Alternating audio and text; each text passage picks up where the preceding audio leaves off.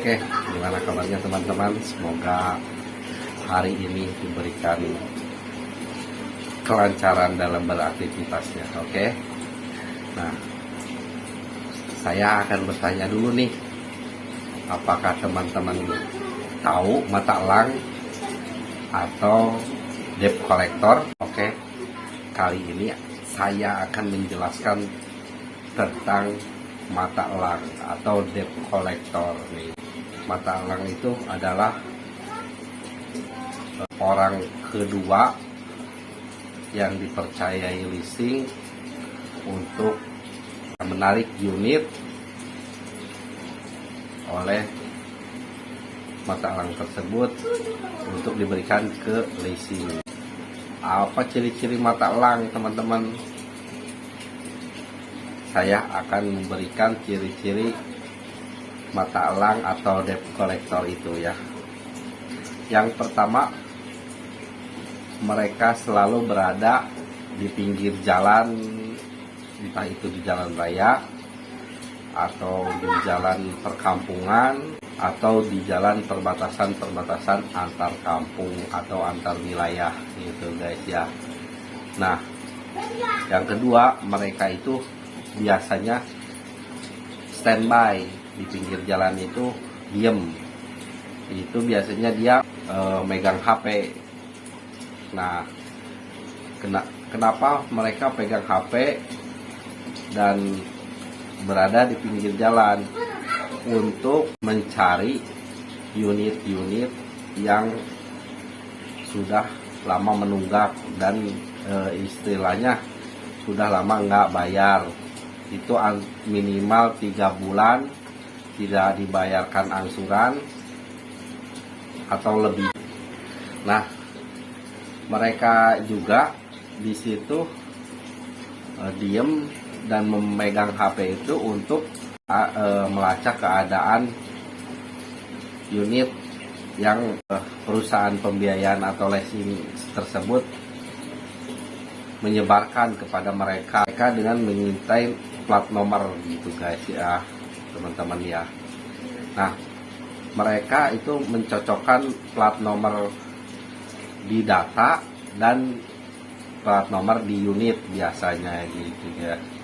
Nah, mereka biasanya melihat ke HP, melihat ke itu ke plat nomor gitu. Terus aja kalau misalkan plat nomornya cocok, plat nomor antara unit cocok dan dengan data mereka, maka pasti mereka akan berhentikan motor tersebut ya teman-teman. Itu biasanya mereka akan berhentikan, terus biasanya mencocokkan, Bu, ini mohon maaf, ini atas nama si A belum membayar angsuran 4 bulan nih Bu, mohon maaf, ikut ke kantor gitu. Biasanya ikut ke kantor dulu gitu. Nah, setelah diberhentikan terus ditanya gitu, biasanya mereka melihatkan BSTK-nya atau SK-nya gitu. SK-nya surat keputusan dari perusahaan pembiayaan itu atau leasing. Mereka suka melihatkan buktinya, ini Bu dari perusahaan leasing C gitu lah. Motor Ibu sudah nunggak selama 4 bulan gitu. Nah, terus mereka juga pasti mengecek, selain plat nomor itu pasti mengecek nomor mesin. Mereka cocokkan dengan nomor mesin di data mereka, dan nomor rangka juga pasti dicocokkan. Kalau mereka pas waktu mencocokkan beda dengan dengan data mereka, biasanya mereka lepaskan ataupun mereka suruh jalan lagi gitu yang diberhentikannya gitu guys. Tapi kalau memang cocok dengan data mereka, pasti mereka suruh bawa ke kantor leasing pembiayaan tersebut. Mari Bu, ikut saya ke kantor biasanya gitu. Nah, biasanya mereka itu berkelompok teman-teman ya, antara satu motor 2 orang ataupun 2 motor 4 orang biasanya gitu ya, kelompok mereka itu atau 6 orang bisa jadi gitu. Biasanya kalau nggak standby di situ dia muter, yang satu ngecek data, yang satu bawa motor gitu, 2 atau 4 atau 3 motor biasanya teman-teman ya. Mengenai pekerjaan mata elang atau debt collector itu, apa sih mata elang itu? Siapa sih debt collector itu? Kan udah ada kolektor di leasing yang suka nagih ke rumah. Nah, saya akan jelaskan ya teman-teman. Mata elang atau debt collector itu bukan karyawannya pihak leasing ya teman-teman, tapi mereka itu pihak keduanya yang bekerja sama ya dengan pihak leasing tersebut gitu. Nah, biasanya kalau misalkan penanganan kolektor 3 bulan udah nggak bisa, ataupun penanganan kolektor 4 bulan atau 5 bulan udah nggak mampu, dengan misalkan unitnya sudah hilang ataupun motornya susah diberikan oleh konsumen, ataupun konsumennya udah hilang. Nah, biasanya si pihak kolektor itu melaporkan ke pihak perusahaan pembiayaan atau leasing mereka bahwa motor sudah nggak ada, bahwa unit sudah nggak ada, ataupun motor orangnya sudah nggak ada. Nah, di situ biasanya sama bos kolektornya, kalau misalkan ganti bulan, mereka udah data yang sudah hilang itu mereka sebar ke debt collector ataupun ke mata elang tersebut ya gitu guys ya. Yaitu kolektor pihak kedua, yaitu gitu teman-teman ya. Untuk apa sih fungsinya mata elang itu? Memperingan pekerjaan pihak perusahaan pembiayaan, dalam artian supaya unit tersebut yang dikredit oleh leasing dan menunggak itu bisa dikembalikan ke pihak perusahaan gitu ya teman-teman ya.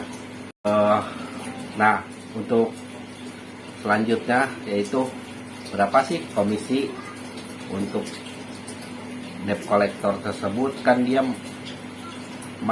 pihak kedua pasti punya komisi. Nah, ini nih teman-teman ya yang harus teman-teman ketahui. Komisi biasanya debt collector ataupun mata elang tersebut itu biasanya mempunyai PT sendiri ya teman-teman ya, perusahaan tersendiri. Jadi perusahaan, misalkan si A bikin perusahaan mata elang, bikin perusahaan pihak kedua dari leasing. Nah, mereka join sama leasing tersebut. Nah, itu di situ mereka merekrut orang-orang yang bisa menangani dalam mencari unit gitu, dalam mencari unit yang menunggak itu. Nah, untuk komisi mereka itu biasanya antara 2,5 juta sampai 4 juta teman-teman, itu tergantung motornya ya.